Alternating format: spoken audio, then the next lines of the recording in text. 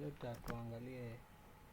tuendelee kuangalia, kuna faili moja ambayo tuliona inaitwa pom.xml, ambayo hii faili tuicheki hapa, tuielezee namna gani inafanya kazi. Tukiangalia pom.xml, yani hii ndio inaruhusu kile utakachokiandika kiweze kufanya kazi. Ukiwa umeenda kinyume na hapa, maana yake hicho utakachoenda kukikodi basi hakitofanya kazi kuanzia version. Kwa ukija ukaandika kodi zako nje ya version ambayo unakuja kuipitisha hapo, basi hiyo haitafanya kazi. Kwa hiyo taangalia hizi dependency ili tuone kwanza hizi dependency zina maana gani. Tukianza na hii org spring boot, org spring framework.boot ambayo ni spring boot starter.web, inafanya kazi gani? Kwa ili ujue inafanya kazi gani, simple tu utaicopy, utakuja hapa kwenye ChatGPT unamuuliza tu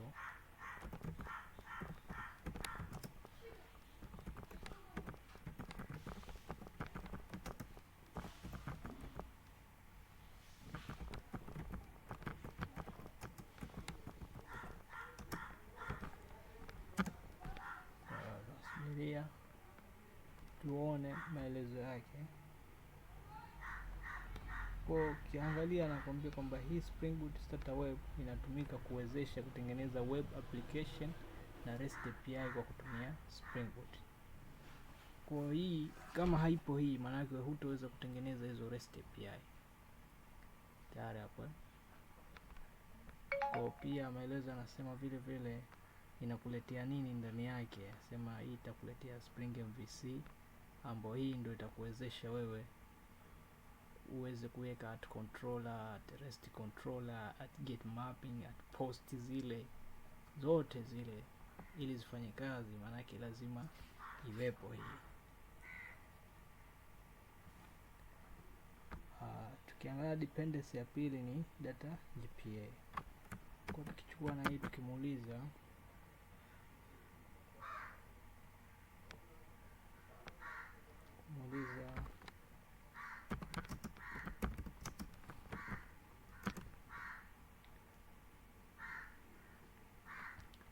hii pia anasema Spring Boot Starter data GPA inafanya vipi kazi. Hii inatumika kuunganisha application yako na database kufanya crawl operation, iweze kuread, update, delete. Kwa hiyo kitendo cha wewe kwamba ile unaingiza information zako, kwamba mfano first name, jina lako la kati, la mwisho, upo kwenye kitengo gani, kama ndio employee hapo, unafanya kazi gani. Kwa zile information zako zote utakazozijaza kwenye fomu yako alafu ka submit, unatarajia kwamba ziende kwenye database, zikae kwenye hilo table la employee. Zeni utakuwa uweze kuziread kwenye hilo table, manake ukienda pale uzione, pia vile vile upate kuziupdate, upate na kuzifuta kama huzitaki tena. Kwa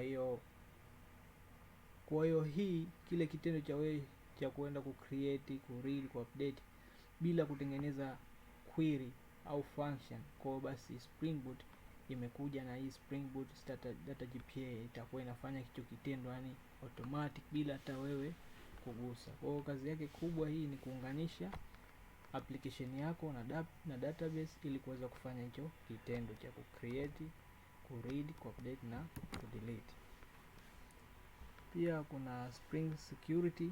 Hii kwa ufupi tu, hii tunatumia kwa ajili ya authentication, ili mtu uweze kumjua. Kwa mfano mtu ameshajiregister, kwa sasa nataka kulogin. Kwa ile kulogin lazima inahitajika security, maanake kwanza password yake iangaliwe, ndio maanake unaangaliwa, je wewe upo kwenye ile database. Kwa hiyo ndio inatumika hivyo. Pia kuna PostgreSQL. Hii ni kwa ajili ya database. Kwa hiyo kama unatumia Postgres, maanake lazima ujiweke dependency ya Postgres, ili wewe ukituma data ijue kwamba hizi data zinaenda kwenye Postgres, maanake hizi data zinapelekwa katika muundo wa Postgres. Pia kuna Lombok. Lombok hii ni kwa ajili ya getter, setter, constructor, hizo ndio kwa ajili yake. Tayari wakati wa kuget zile information ambazo tayari zimo kwenye database yako, kwa unataka uziread. Kwa ili uziread maanake lazima uziget, ili uziupdate maanake kwanza uziget, halafu baadaye uziset. Then kuna JWT token. Hii ni issue ya security, ni kwa ajili ya kuhifadhi token ili kumzuia sio kila mtu tuweze kuingia kwenye mfumo wako. Ndio hizi token zote hizi JWT token. Then kuna Spring Open Starter Web MVC UI. Hii ni kwa ajili ya kufanya testing. Kawaida tunajua kwamba API hazina UI, kwa hiyo lazima tuzitesti. Kwa ili utesti, maana yake kuna hii interface, ambayo interface inaonekana namna kama hivi.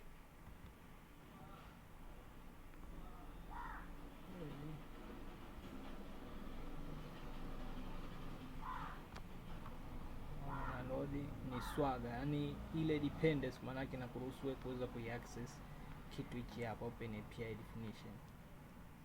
Okay. Then kuna issue ya starter mail. Hii ni kwa ajili ya kutumia email. Kwa mfano tuseme unataka kila mtu akijiregister aweze kutumia email kwamba karibu kwenye mfumo wetu, kwa tunaomba uactivate your account. Au pengine unataka uwatumie ujumbe watu wote kwamba tunaomba muupdate information zenu, unatuma kwa kutumia hii, lazima iwepo hii dependence. Then kutakuwa na Spring Boot actuator. Kuna hii tukichukua, tukimwelezea tuone na hii inafanya kazi vipi.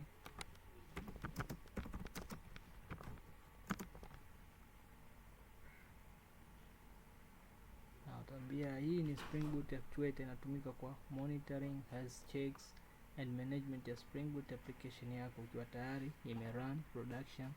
Yani hii inakuwa ina monitor pindi pale application yako run. Hii sasa ndio ina monitor kitu gani ifanye, yani ina monitor kile kinachotendeka kwamba sehemu fulani kuna error. Hii ndio inatambua. Thank you.